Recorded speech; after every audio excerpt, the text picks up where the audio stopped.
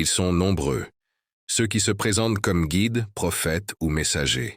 Shaul, Paul de Tarse, certains fondateurs de sectes, tous promettent la facilité, le plaisir, le bonheur immédiat. Paul disait « Crois et tout est réglé. Peu importe tes actes, le salut est déjà assuré. » Il ne prêchait pas l'unicité de Dieu, mais présentait Jésus comme le Fils de Dieu. La Trinité s'est formée après lui, et il a d'abord combattu les enseignements de Jésus, avant de s'en approprier certains aspects pour construire sa propre doctrine contraire.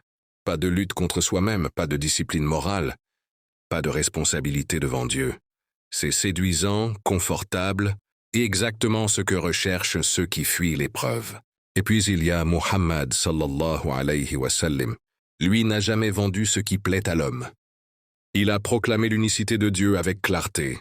Il a annoncé à ses compagnons des épreuves si grandes que peu auraient osé les affronter.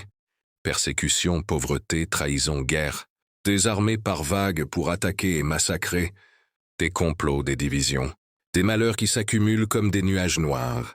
Il a parlé des tribulations à venir, Dajjal, guerre civile, catastrophes naturelles et sociales. Il a prédit ces difficultés pour toutes les générations futures. Et pourtant, là où l'islam a dominé, malgré toutes ces épreuves, les peuples non islamiques ont pu s'épanouir dans une paix relative, tandis que là où l'islam n'était pas, c'était malheur sur malheur pour les peuples.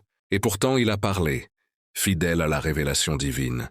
Si Muhammad avait cherché son intérêt, il aurait promis aux hommes la facilité, la jouissance, le succès immédiat, comme le font tous les imposteurs. Il aurait pu séduire et rassembler sans souffrance ni risque.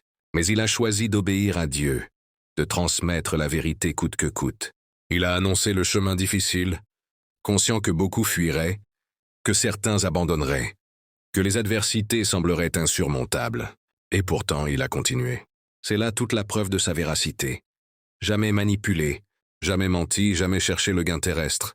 Il a affronté hostilité, calomnie, complot, malheur et guerre.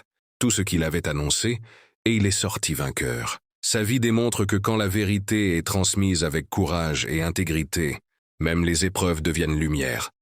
Les imposteurs séduisent par la facilité. Le prophète a enseigné la vérité par l'épreuve. Les uns offrent des illusions. Lui a offert la certitude. Les uns promettent le plaisir. Lui a annoncé le sacrifice. Dans ce sacrifice et ces épreuves acceptées et surmontées, l'homme trouve sa grandeur et son salut. Suivre Muhammad n'est pas choisir la voie aisée. C'est choisir la vérité éternelle, même si elle brûle et mord, même si elle semble insurmontable, car elle mène à ce que tout imposteur ne peut offrir, la paix éternelle de l'âme. Allahumma salli wa sallim wa barik ala Sayyidina Muhammad.